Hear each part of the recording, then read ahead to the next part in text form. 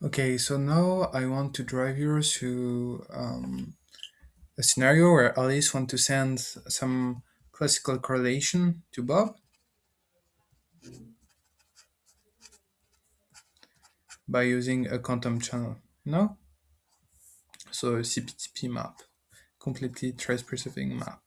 So Alice prepare a state, an ensemble of states with a probability px to be sent, and row a of x. So the quantum part is row of x and or row a of x, and it's like row a of x is send row a of x.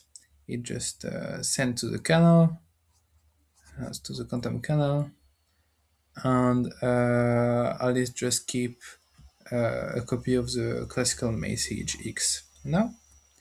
So the joint initial state, which we can describe by the density operator rho xa, is sum of the probability of xx, which is the classical state, rho xor rho a of x, which is quantum part. And so if you send it through the canal, you just have rho of xp, which is equal to sum of x for xxx of x. So the channel of n a to b to rho af of x. So the central idea here is that we can we just apply the channel, is that we can preserve the classical information. It means the measure of the classical correlation that Alice can establish to Bob. We just use Hovevo information. So yeah, you have your state, the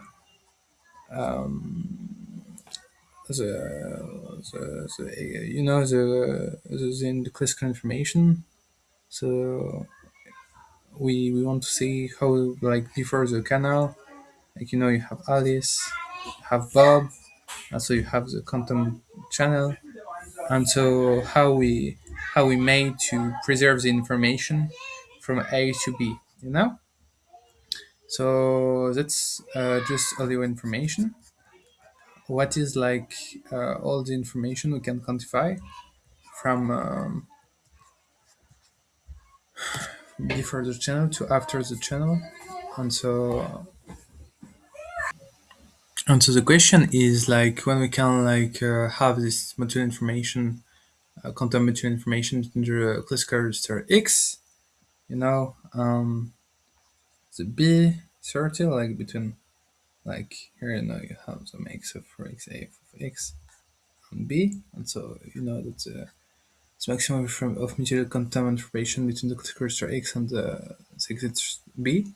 Then we ask when this quantity can be additive, as we see earlier. So we had our state at the beginning, and so um, when it can be additive. So if we retake our example of earlier, it just let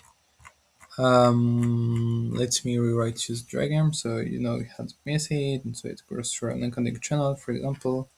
And so suppose it go through two channels, so you have two photons, after you have the decoding and decoding, so here Alice and Bob.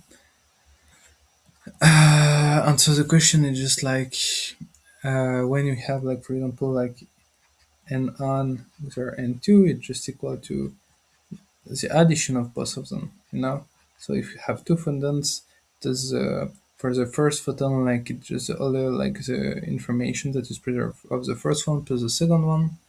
And the fact is, we saw it until 2019 if it was already always additive, but we just proved that it is not in 2009, because we can find examples with untangled states.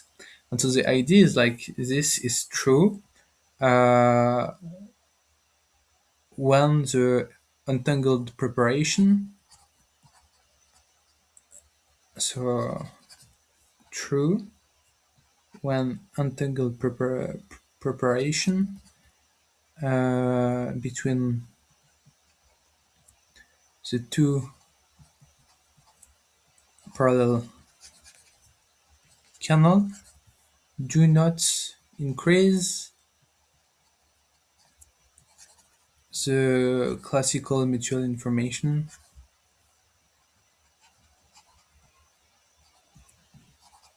that we can extract in comparison to separable entries. So basically, good example could be identity channels identity channels, so that are like just content channels without noise. But we can also have like untangled breaking channel, um,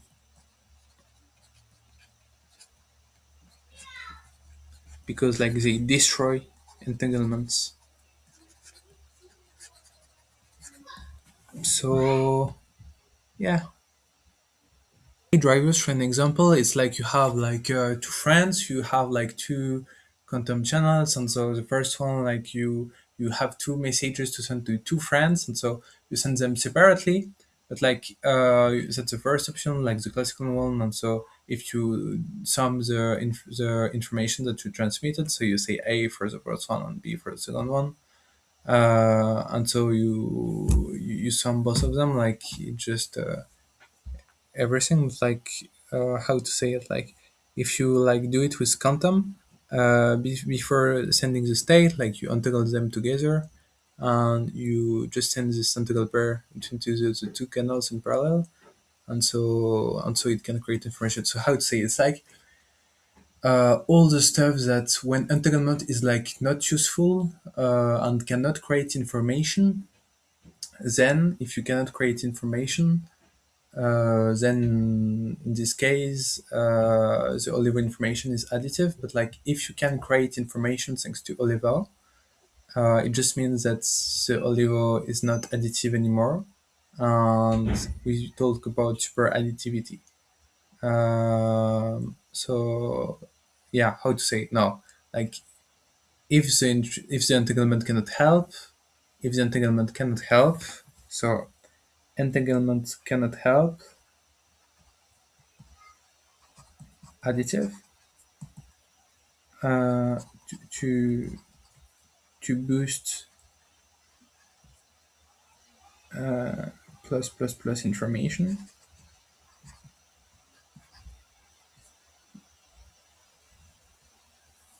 And if entanglement can help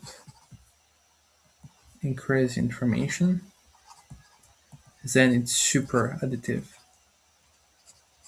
And so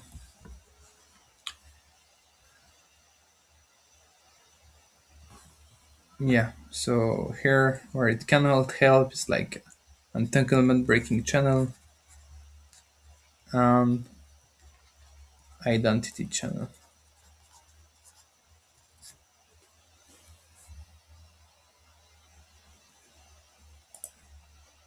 So now if I drive you into the advantage of quantum, so in super additive case, like what could it be? It's like you take the bell pair, like for example, and if you take this untangled pair and you just check at the end what is the value, like if just Bob like measured the two particles of Alice in the same time, he can decode like information that he would not have been able to read if he had received them one by one. Like find like we saw at the beginning it was always additive, and like I think proves the super additivity in 2019, like thinking to kernel that are extremely high dimensions Hilbert space, and the canal can just the channel can just take a particle in entry and apply a transformation entry chosen by arbitrary stuff, like using her random stuff. And so without entanglements, it is really disordinate, but with entanglements, The global entropy is like inferior to the sum of the entropy separated. So we gain information. The use of untangled states has deblocked the transmission of supplementary classical information. After additivity and superadditivity is the superactivation, which is like to take two canals A and B, and like if you take them separately, like A can have channel A can have a capacity equal to 0, so not able to send any classical information without being destroyed. The channel B the same, cannot send information, classical information without being destroyed. But if you untangle them together, A and B, you just see that it becomes strictly positive, and so it's just the ultimate proof that quantum behavior with entanglement can make emerge communication where classical communication would not have been able to give some.